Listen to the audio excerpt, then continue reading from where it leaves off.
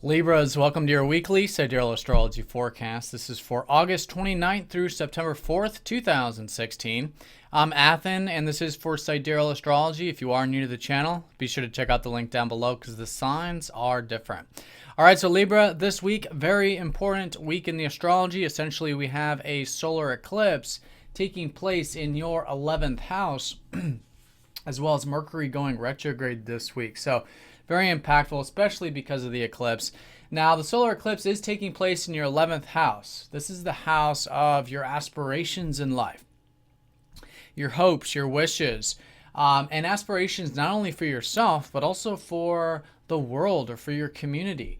You know, this is where friends and networks and group things can be actualized.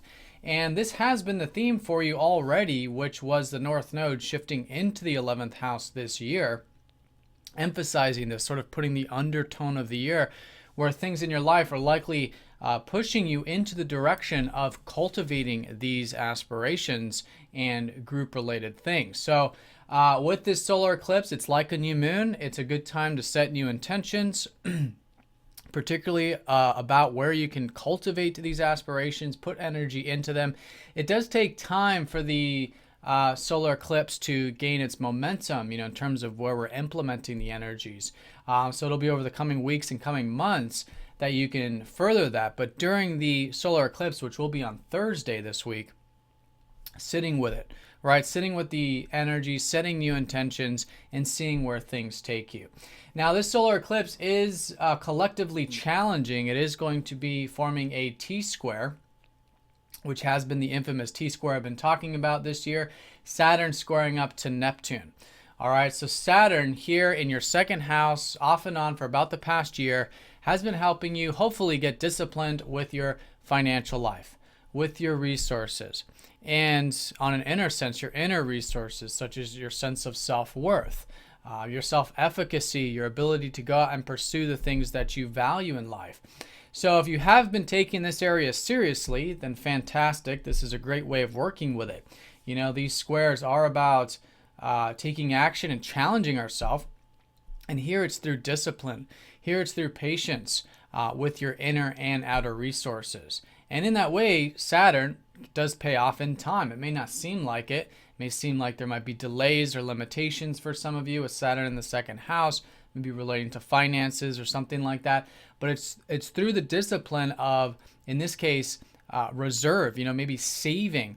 A dollar saved is a dollar earned kind of a thing with Saturn in the second house. And through that, you can be building good financial, good material security with that grounded approach. And even within yourself, right? Cultivating those inner reserves and asking yourself, what are your natural gifts, your natural abilities that you can now take seriously and start to implement into the long term. So along with that, because Saturn is forming an aspect to that 11th house, it is important to also have patience and discipline with those aspirations at this time. And again, if for those of you involved with networks or group-related things or organizations, bringing in that patient approach as well. Now, the Neptune side of it has been that if we try to figure things out too much, particularly about the future, and for you, maybe about your self-expression, the things you enjoy, if we try to figure that out, it can create confusion. It can create doubts. It can create uncertainty. And that's what Neptune represents, is where our minds might be trying to figure things out, or perhaps they're just quite imaginative, quite in the clouds about things. So if you do have any over extremes, any ideals about your self-expression, about things that are close to your heart, your interests, which is all this fifth house, and especially with the South Node here, it's important to bring extra attention to that, right, through the meditative process and accept, right? It's through the acceptance of how things are, how we are, and again, particularly in this area of self-expression, then it allows the energy to flow. And there's a tremendous peace in this, actually, through connecting to that acceptance. So again, just like with Saturn, that is coming into your aspirations. So with those aspirations, having acceptance as best as you can is a great way to balance this. And these two houses really are, although appearing opposite, are really just two sides of the same coin. You're cultivating your aspirations, and that's a great area to consciously focus at the moment. or with community. But there, in order to do that, we do have to release any old patterns relating to self-expression about our own personal interests. And as we bring balance back to our self-expression, our personal interests, it then serves as the foundation for you to cultivate those aspirations and those future things in a much more healthier sense.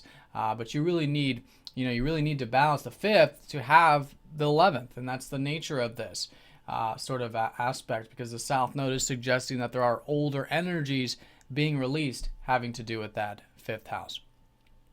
All right, so that's the most important event here this week. Mercury retrograde in your 12th house. You guys have had a lot of energy shifting into your 12th house lately. Quite positive, though. Jupiter shifting into here the past couple weeks has been emphasizing perhaps some opportunities to get some alone time, connect to tranquility, do some spiritual pursuits. Basically, do anything that helps you get into a meditative state. And that's what the 12th house is. It really, especially with Jupiter, it expands this area so you can see the spiritual self. You can see the spiritual dimensions of life. You can even see things like synchronicity, which is very powerful with Jupiter in the 12th. So however you're experiencing this, it is an excellent time for you to get that alone time, meditative time, get in touch with yourself spiritually and even psychologically. It's a good time to do psychological work like releasing old fears and traumas, that are deep-seated in the psyche. So that's Jupiter there, giving you opportunities to do all this, and the result is the peace, is the tranquility, and what I consider the true happiness of life, which is being, right? Not the fleeting type of happiness, but beingness.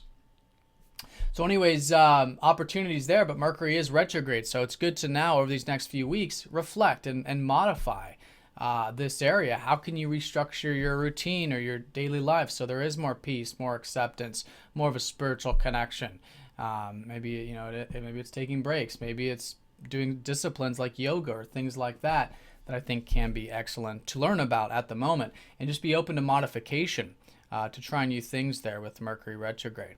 Now, Mercury is going to be conjoining up to Venus. Up to Venus here on Monday. Before he goes retrograde on Tuesday.